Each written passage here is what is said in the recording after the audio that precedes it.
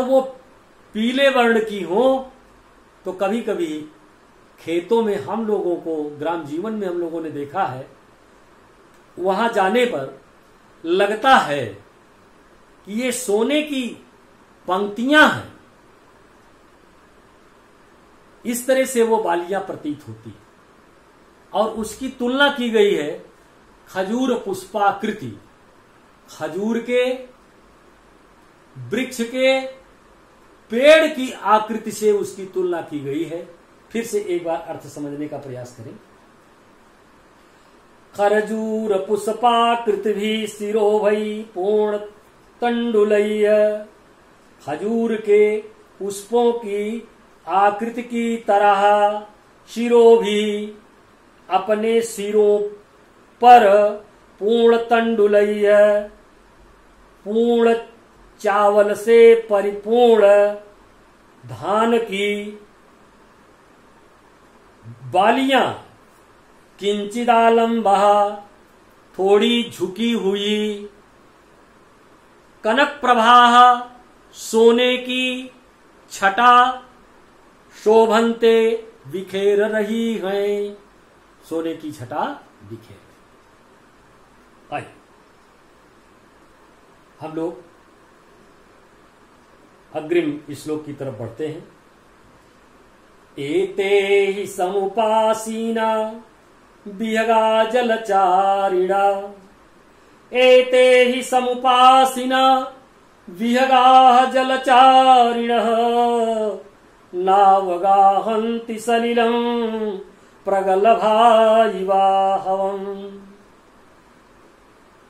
पक्षियों का बड़ा सुंदर वर्णन है कि वही पक्षी जो अन्य ऋतुओं में स्वच्छंद विहार करते हैं और सुख का अनुभव करते हैं जल में चल करके, परंतु जब हेमंत ऋतु आ जाती है तो उनकी स्थिति ये हो जाती है कि वो दुख से भागने लगते हैं, और जैसे कोई कायर पुरुष, कायर योद्धा युद्ध के मैदान में जानने से असमर्थता प्रकट करता है, उसी तरह से ये जो पक्षीगण है ये जल में प्रवेश नहीं ले रहे। कितना सुंदर वर्णन है, आप देखिए। ऐसा मालूम पड़ता है जैसे आपके समक्ष चित्र प्रस्तुत हो जा रहा है।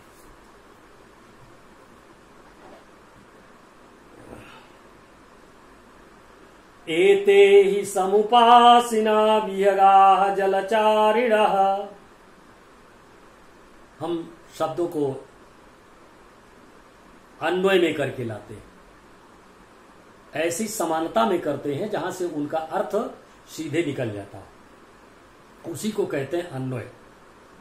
और व्यतिरेक कहते हैं जहां शब्द काव्य में बनाते समय, श्लोक लिखते समय अलग अलग लिख दिए जाएं, और आपका धर्म होता है कि उस व्यतिरेक के रूप में लिखे हुए शब्दों को आप अन्वय के रूप में परिवर्तित करें और ऐसी समानता लाएं, क्रमवत्ता लाएं, जिससे कि श्लोक का अर्थ अपने आप निकलना प्रारंभ हो जाए। जलचारिणा विहगाः, जल में विचरण करने वाले पक्षी, एते ही समुपासिना, जो जल के ही समीप हैं, जल में विचरण करने वाले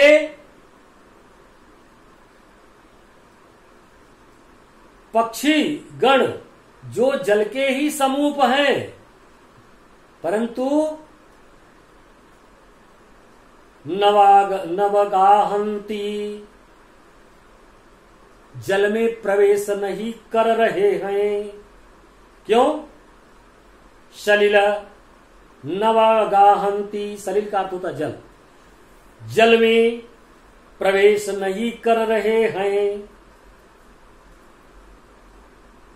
वैसे ही नहीं प्रवेश कर रहे हैं जैसे प्रगल्भा इवाहम, इवाहम का अर्थ होता है युद्ध, यु का अर्थ होता है भांति, वाहम का अर्थ हुआ युद्ध में। युवाहम पूरा शब्द आप ले लीजिए। जैसे प्रगल्भा कायर व्यक्ति,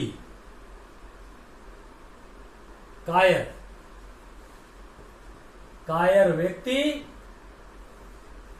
डर से युद्ध के मैदान में नहीं प्रवेश करता है, उसी तरह से भय से पक्षी गण जल में प्रवेश नहीं कर रहे। आइए हम अग्रिम श्लोक की पंक्तियों का वाचन करते हैं। अवस्यायतमो नद्धा निहार तमसावृताः प्रसुप्ता इव लक्षयन्ते विपुष्पा वनराजयः। अवस्याय का अर्थ होता है ओष, और तमो का अर्थ होता है अंधकार, और नद्धा का अर्थ होता है लिप्त, परिपूर्ण।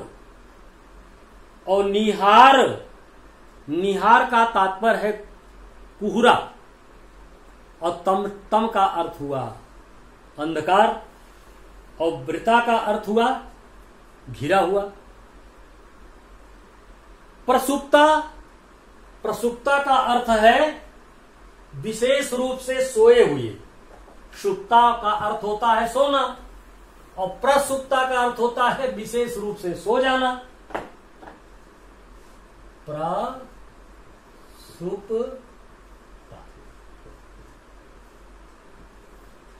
प्रसुप्ता।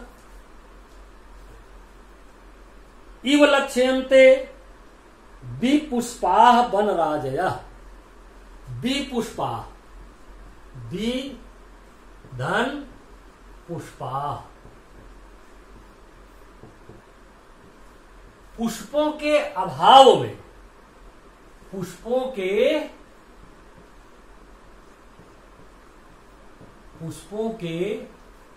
अभाव में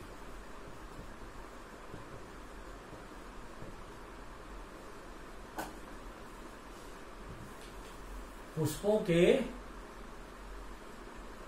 अभाव में वन राजया, वन राजया, वनों की पंक्तियां, वनों की पंक्तियां।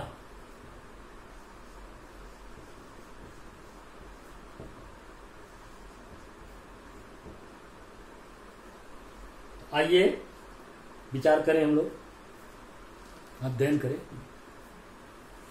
अवस्यायतमो नद्धा, अवस्यायतमो नद्धा निहार तमसावृता प्रसुप्ता इव लक्षयन्ते विपुष्पा वनराजयः। भावार्थ सुन ले। ओस के कण पड़े हुए, कुहरा पड़ रहा है, और वनों की जो पंक्तियां हैं उनको जब हम देखते हैं तो जिन पर लदे हुए फूल पुष्प दिखाई दे रहे थे, आज उन पर ऐसा लग रहा है कि वो शोभाहीन हो गए। शोभाहीन का तात्पर्य है कि बिना पुष्प के ही वो दिखाई पड़ रहे हैं। अवस्यायतमो नद्धा, ओस के अंधकार से घिरे हुए, निहार तमसावृता, और कुहरे के अंधकार से घिरे हुए, प्रसुप्ता इव लक्षयन्ते विपुष्पाः वनराजयः। वन की पंक्तियां पुष्पों के अभाव में प्रसुप्तायु, सोए हुए की भांति, लक्षयन्ते, दिखाई पड़ रही है। अर्थ आप सबकी समझ में आया होगा। आइए अब बसंत ऋतु का जब नाम आता है तो अपने आप ही थोड़ा उत्साह और अधिक बढ़ जाता है। उसका कारण ये है कि जैसे गोस्वामी जी ने लिखा है कि संपूर्ण संसार को आप राममय जान लीजिए। कण कण में, जर्रे जर्रे में, हर व्यापक सर्वत्र समाना, ईश्वर हर जगह व्याप्त है। ईशावास्य उपनिषद भी यही कहता है। ईशावास्यो उपनिषद क्या संदेश देता है? यत किंचित जगत्याम जगत, जो कुछ भी संसार में है वह सब ईश्वर से व्याप्त है। ईशावास्यमिदं सर्वं यत किंचित जगत्याम जगत, तेन त्यक्तेन भुंजीथा मा गृधा कस्य स्वे धनम। किसी की धन की लालच न करो। बड़ा त्याग बताया गया। और बसंत ऋतु जब आ जाती है तो वैसे ही जैसे कणकण में, जर्रे जर्रे में ईश्वर समाया हुआ है, उसी तरह से एक विशेष प्रकार का प्रेम का संचार संपूर्ण जगत में हो जाता है।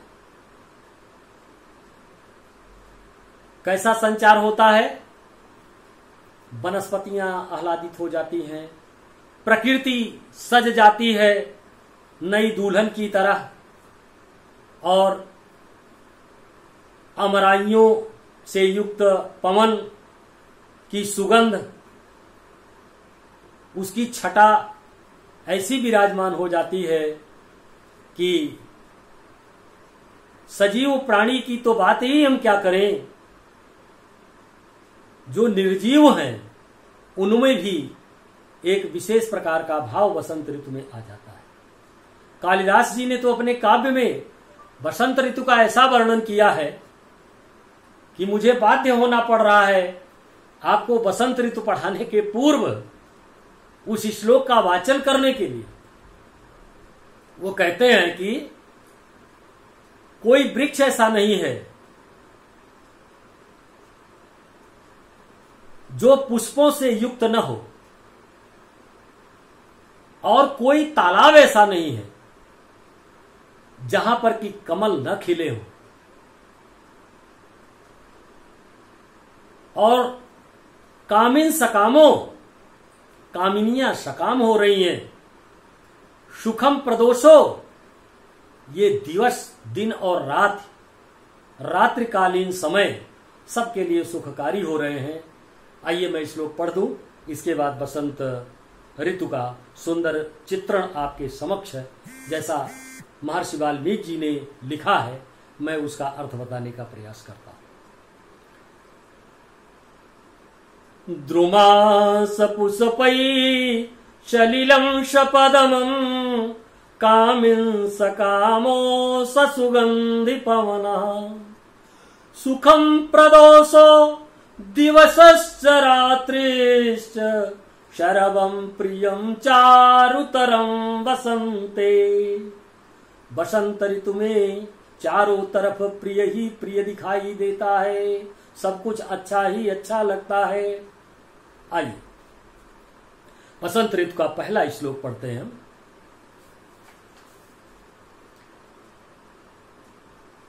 प्रभु श्री राम अपने भाई लक्ष्मण जी से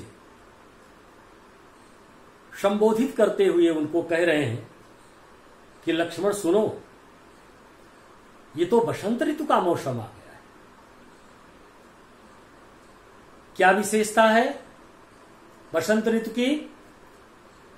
सुखा अनिलोयम सौमित्रे काला प्रचुरमन मथः गंधवान सुरभिमासो जात पुष्प फलद्रुमः सुखा अनिलो अयम सौमित्रे कालः प्रचुरमन्मथः गन्धवान् सुरभिर्मासो जात पुष्प फलद्रुमः। सौमित्रे सुमित्रा नंदन सुमित्रा के पुत्र थे लक्ष्मण जी, और लक्ष्मण के नाम की परिभाषा ही है लक्ष्ये मनः रतः यस्य सह लक्ष्मणः, जिसका मन हमेशा लक्ष्य की तरफ लगा रहे, ऐसे भाई का नाम है, सुमित्रा नंदन का नाम है लक्ष्मण। और यहां सौमित्रे संबोधित करते हुए प्रभु राम लक्ष्मण को संबोधित कर रहे हैं कि ऐ सौमित्रे ऐ लक्ष्मण प्रचुर मन मथः, मन को अत्यधिक मात्रा में मथने वाला क्या हो गया? मन को मतवाला बना देने वाला। इसका तात्पर्य है कि मन को मतवाला बना दे, और कालः ऐसा काल, कौन सा काल है भाई जो ऐसा काल माना जाता है? और भगवान प्रभु श्री राम इसी महीने में पैदा भी हुए थे, उसको कहते हैं चैत्र मास। और दूसरे शब्दों में, हिंदी के और थोड़ा सा संस्कृत निष्ठ शब्दों में कहे तो सीधे सीधे शब्द वाल्मीकि जी ने लिख ही दिया है सुरभिर मासो। सुरभिर मासो का अर्थ हुआ चैत मास में।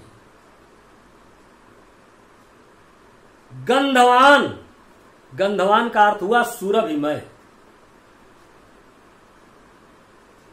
और जात पुष्प फल द्रुमा, चैत मास में पुष्प फल यानी पुष्पों और फलों से द्रुमा वृक्ष जात, वृक्षों में पुष्प और फल पैदा हो जाते हैं, अर्थात वृक्ष पुष्प और फलों से लद जाते हैं। भगवान राम जी कैसे संबोधित कर रहे हैं? ऐ लक्ष्मण सौमित्रे, हे लक्ष्मण सुखा अनिलो अयम कालः, यह समय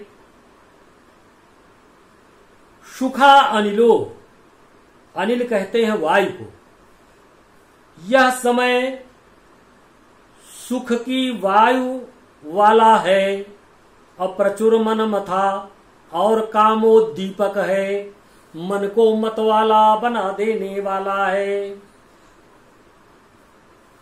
सुरभि मासो, क्योंकि चैत मास में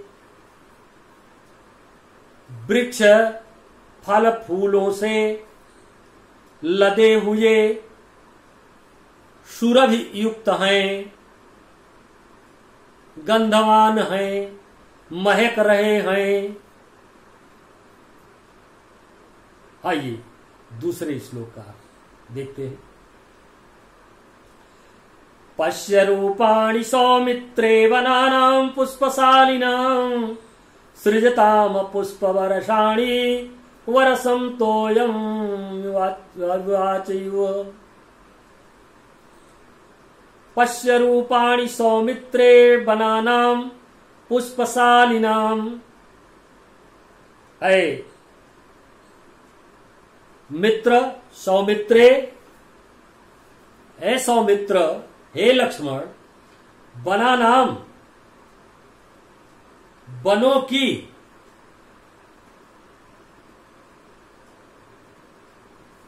वनों की द्रुमा कानन द्रुमा, पश्य रूपाणी सौमित्रे वनानाम पुष्पशालिनाम, पुष्पों से लदे हुए वनों के रूप को देखो। हे लक्ष्मण, पुष्पों से युक्त वनों के रूप को देखो। क्यों कि सृजताम पुष्प वर्षाणी, ये फूलों की वर्षा कर रहे हैं। पुष्पाणी पुष्प वर्षाणी सृजताम, सृजताम का अर्थ है सृजन करना। पुष्पों की वर्षा वैसे ही कर रहे हैं जैसे तोयम चामयुव, जैसे बादल।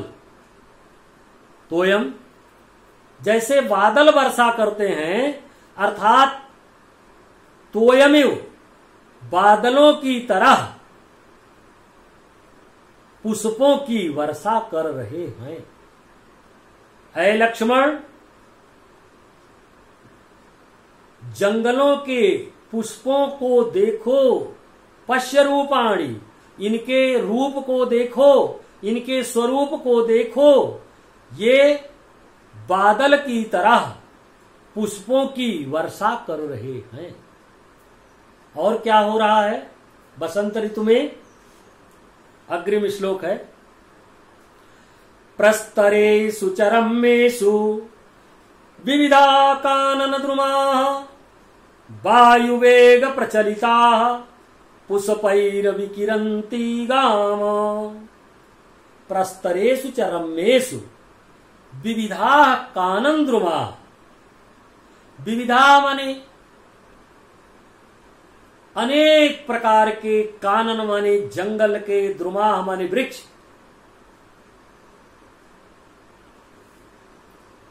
अनेकों प्रकार के जंगल के वृक्ष प्रस्तरेषु चरमेषु, और प्रस्तर खंड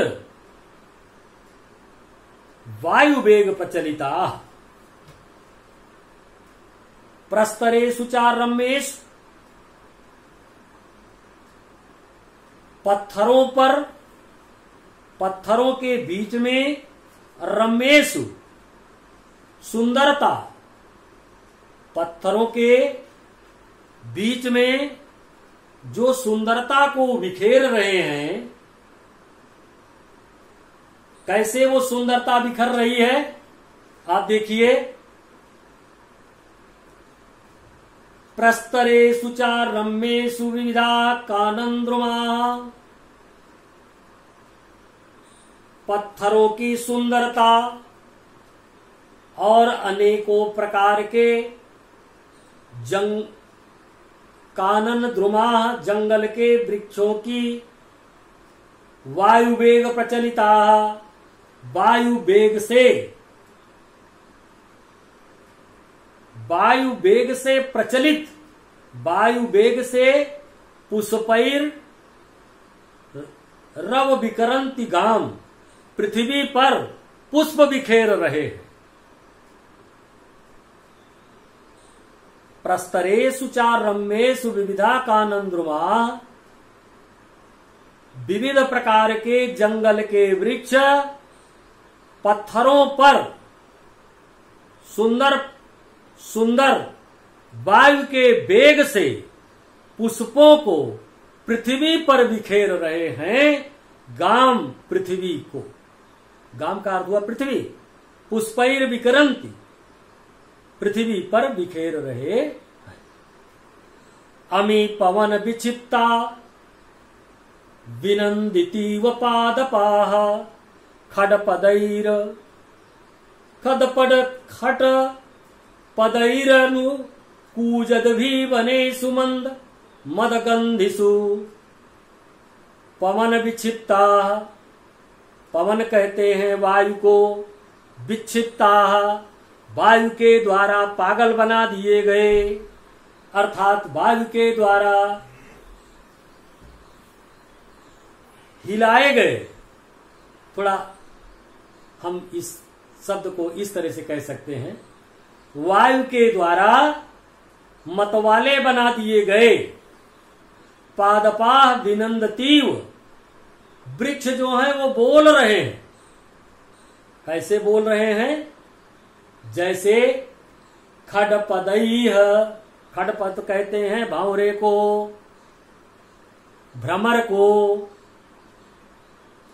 भंवरों की गुंजार बहुत कर्णप्रिय होती है। तो बसंत का मास है और भंवरे खडपदैर कूजिद भी भंवरों के द्वारा गुंजार करते हुए बने सुमदगंधिस जंगलों में मतवाली गंध अर्थात सबको मतवाला बना देने वाली एक सुगंध आ रही। पुनः सुन ले। पवन विचित्ता विनंदतीव पादपाः, वायु के द्वारा मतवाले बना दिए गए हैं या वायु के आलोड़न विलोड़न से पादपा विनंदितीव वृक्ष आनंदित हो रहे हैं और वैसे ही आनंदित हो रहे हैं। मालूम पड़ रहा है कि खडपदैरनु पूजद भी भंवरों की गुंजार के द्वारा बने सुमदगंधिसु जंगलों में मदगंधिसु मतवाली गंध फैल रही हो। आइए 14वां श्लोक हम देखते हैं।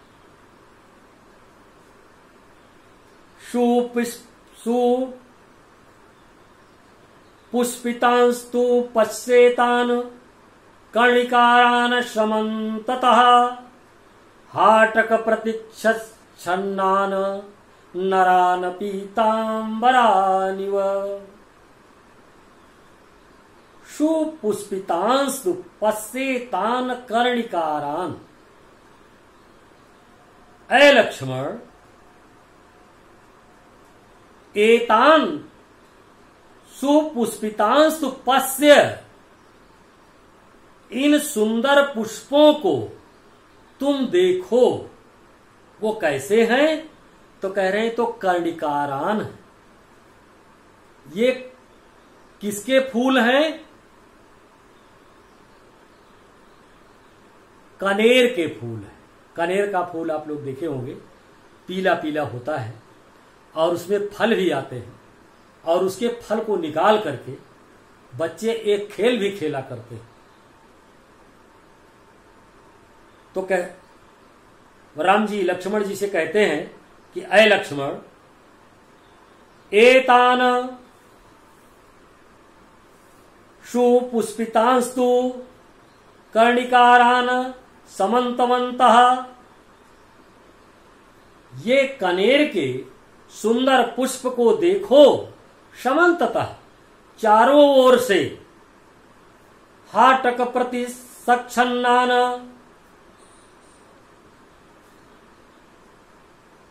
हाटक प्रति सक्षन्नान। हाटक कहते हैं सोने से, सक्षन्नान माने ढके हुए। ये जैसे सोने से ढके हुए हों और नरान पीतांबरान यू, जैसे कोई पीला वस्त्र पहन करके कोई मनुष्य खड़ा हो, उसी प्रकार से इन कनेर के वृक्षों को देखो जो सुंदर पुष्पों से सुसज्जित हो करके सोने से ढके हुए प्रतीत हो रहे हैं। यहीं पर हमारा आज का पाठ समाप्त होता है। मैं आपको कुछ थोड़ी सी और महत्वपूर्ण बातें बताना चाहता हूं। जैसे कि मैं व्याकरण के दृष्टिकोण से आपको कुछ ही शब्द बता पाया। यद्यपि समय बहुत अधिक हो गया है, परंतु फिर भी मैं जैसे यहां पर आया है पश्य शब्द,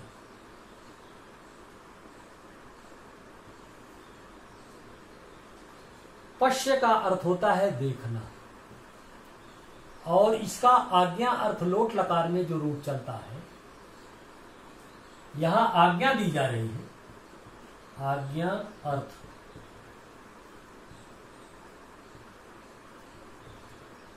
लोट लकार,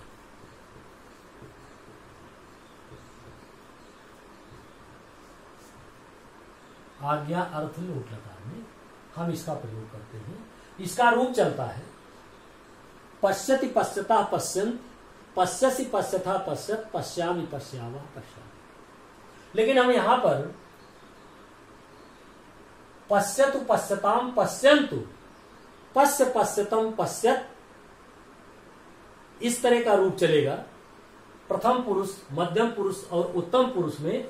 तो यहां पर मध्यम पुरुष में यह रूप आता है पश्य माने देखो। इसी तरह से और भी बहुत से शब्द हैं जो हम आपको व्याकरण के दृष्टिकोण से नहीं पढ़ा सकते। प्रयास हमारा अगला होगा कि हम व्याकरण का, जितना भी व्याकरण आपके यहां कोर्स में निश्चित किया गया होगा, और जो और भी छूटे हुए भाग हैं संस्कृत दिग्दर्शिका के या सामान्य हिंदी के खंड खा के पूरे 50 अंक की तैयारी में हम कैसे 50 में 50 पा सकते हैं, इसका भरसक प्रयास करके आपको हम अपने ही चैनल के माध्यम से बताने का प्रयास करेंगे, और आप लोग पढ़ेंगे, समझेंगे, आपका जीवन सफल होगा। आज यहीं पर कक्षा विश्राम लेती है। आपको पृथ्वी दिवस की पुनः बहुत बहुत शुभकामनाएं।